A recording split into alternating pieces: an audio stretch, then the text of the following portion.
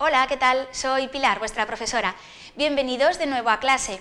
Vamos a plantear un caso práctico relativo a la clase teórica que veíamos en el vídeo anterior y trataba sobre la psicopatía. Os voy a dejar con una dramatización a cargo de mis compañeros, extraída de fuentes oficiales. A ver qué tal se os da. Nació en Madrid, el 24 de mayo de 1954. Y vivió la infancia junto a su hermano mayor entre las chabolas de un barrio madrileño a 200 metros escasos del cementerio de la Almudena. Fue un niño raro, de carácter oscuro y taciturno. Tuvo una educación deficiente. Era un niño melancólico, enfermizo, solitario, al que le gustaba pasearse por las noches entre las tumbas del cementerio. Con frecuencia sufría impulsos suicidas y tuvo varios intentos fallidos tratando de echarse a la carretera cuando pasaba un coche. Este comportamiento irritaba a su padre, quien a menudo le correspondía con brutales palizas.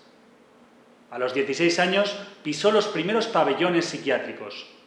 Para subsistir, se dedicaba a cometer pequeños robos y se divertía explorando casas abandonadas o espiando a mujeres y parejas por la ventana mientras se masturbaba. No era como los demás. Hacía cosas que no estaban bien. No me gustaba estar con la gente, prefería sitios solitarios. Alguna vez pensaba en matarme. De hecho, recuerdo que me gustaba ponerme delante de los coches. A los 12 años me atropelló uno. En 1973 es ingresado en un reformatorio tras haber robado una motocicleta. Y justo al salir de allí, a los 21 años, comete su primer delito de importancia. Junto a unos amigos, atraca a una pareja en las inmediaciones del cementerio de la Almudena. Violan a la joven en presencia de su novio, por lo que fue condenado a 12 años de cárcel. En la prisión se cubre el cuerpo con tatuajes, algunos con frases tan significativas como «naciste para sufrir». Ya tenía ideas raras. Paseaba por la noche con cuchillos. Incluso me gustaba entrar en casas abandonadas. No sé por qué. O sí. Miraba por las ventanas y veía a las mujeres, a las parejas. Incluso con vergüenza reconoceré que me masturbaba. Cogía a los pájaros y los animales muertos y me los llevaba a la celda. Me encontraba más a gusto que paseando por los pasillos con toda esa gente. Al salir de prisión, con 30 años, sin amigos ni formación alguna, le resulta imposible encontrar un empleo y comienza a vagabundear y a practicar la mendicidad en los alrededores de la parroquia de Nuestra Señora de Fátima. Gusta beber en enormes cantidades, mezclando pastillas con el alcohol, por lo que a veces muestra un comportamiento agresivo y muy violento. También sufre alucinaciones auditivas, una serie de voces que le piden que cometa nuevos crímenes y que profane cementerios. Las voces se ríen de mí y me piden sangre. Entonces le saqué el corazón y le mordí un trozo. Iba por la calle como si no existiese, no me chocaba con la gente. Era como si no tuviera cuerpo. A veces me miraba en el espejo y ni me reconocía. Era como si fuera un espíritu, como si alguien se hubiese metido en mí. Oía voces que me llamaban, que me decían que hiciera cosas raras, que matara, que fuera a los cementerios. Atormentado por las voces, Francisco inicia su desenfrenada carrera asesina. No fue muy lejos en busca de sus víctimas, sino que las eligió entre mendigos y prostitutas. Su primera víctima es Paula Martínez, una prostituta toxicómana con la que contacta en la calle Capitán Aya de Madrid. En agosto de 1987, Paula aparece en las afueras de Madrid, decapitada y calcinada. No sé si estaba en un sueño. Algo me pasaba por la cabeza. No recuerdo mucho.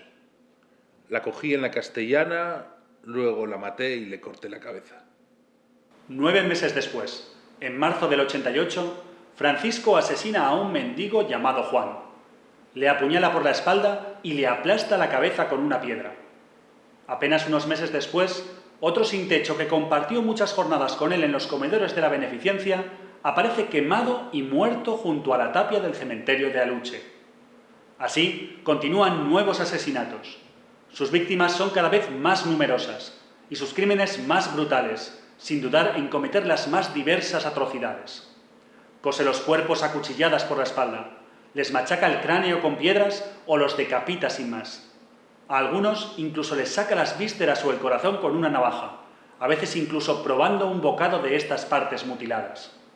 Luego, para borrar el rastro, quema lo que queda de los cadáveres y les corta las yemas de los dedos.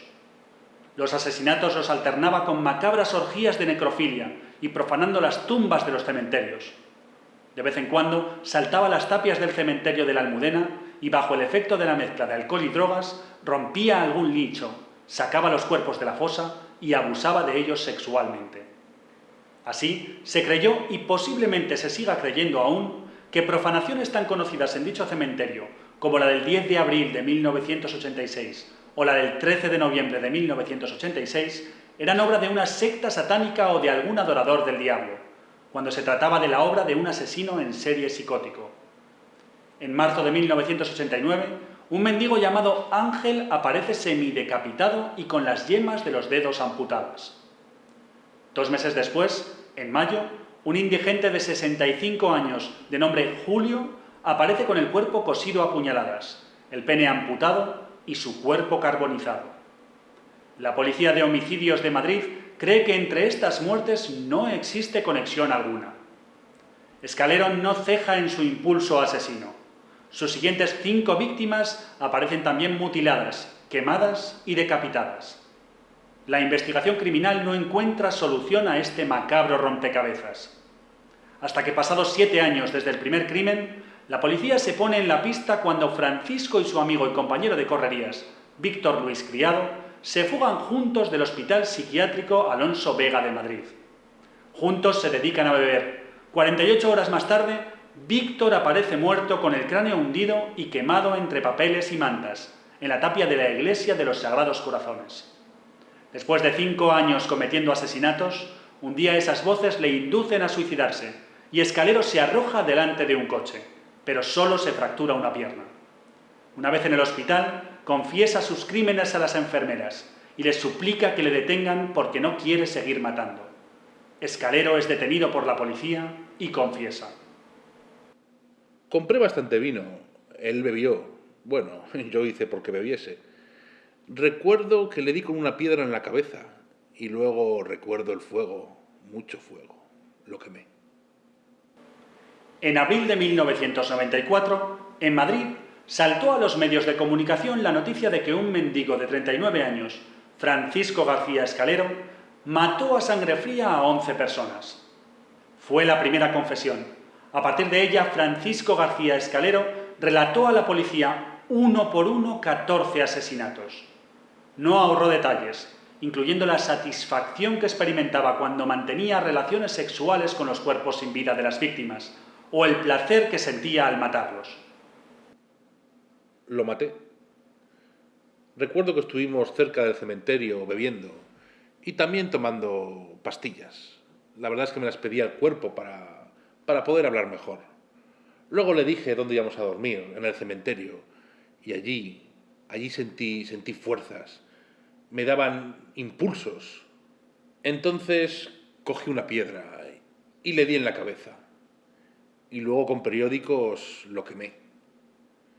Me fui a dormir al coche y al día siguiente recuerdo que fui al hospital. Y ahora me siento con la mente en blanco, como si estuviera muerto. Fue juzgado en febrero de 1995. El informe de todos los forenses coincidió en que su peligrosidad continuaba, pero no era responsable de sus actos. El mendigo asesino fue absuelto por enajenación mental, producto de su alcoholismo crónico y su esquizofrenia. Falleció el 19 de agosto de 2014 en el psiquiátrico de Fontcalent, en Alicante, donde seguía recluido. Según el personal del centro, no volvió a mostrarse agresivo durante su estancia allí. Su abogado llegó a negociar la posibilidad de que lo liberasen, aunque los demás especialistas creyeron que Escalero seguía siendo peligroso. Lo que padece es una enfermedad incurable que surge por brotes y que es absolutamente irreversible. Puede pasar temporadas más o menos asintomáticas pudiendo llevar una vida completamente normal, pero desde luego el fondo de su enfermedad siempre estará ahí y puede matar en cualquier momento. En el tiempo de su reclusión, todavía era de relatar a los medios de comunicación sus crímenes, con la frialdad de la inconsciencia proporcionadas por una vida de alcohol, drogas y esquizofrenia. Los mendigos madrileños, antiguos compañeros de Escalero, sentían miedo cuando oían pronunciar su nombre y pensaban que si era puesto en libertad, seguirían amenazados. Por eso, pidieron que no se le soltase nunca. En sus declaraciones, Francisco García Escalero aseguró que la culpa fue del alcohol y de las pastillas. Dijo que él no tenía nada contra las personas que asesinó y que algunos de ellos eran compañeros y mendigos que conocía, pero que esas terroríficas voces que le hablaban en su cabeza le obligaban a matarlos. Mientras viva, nunca comprenderé por qué lo hacía. Nunca lo sabré, jamás. Jamás comprenderé cómo pude hacer todo lo que he hecho.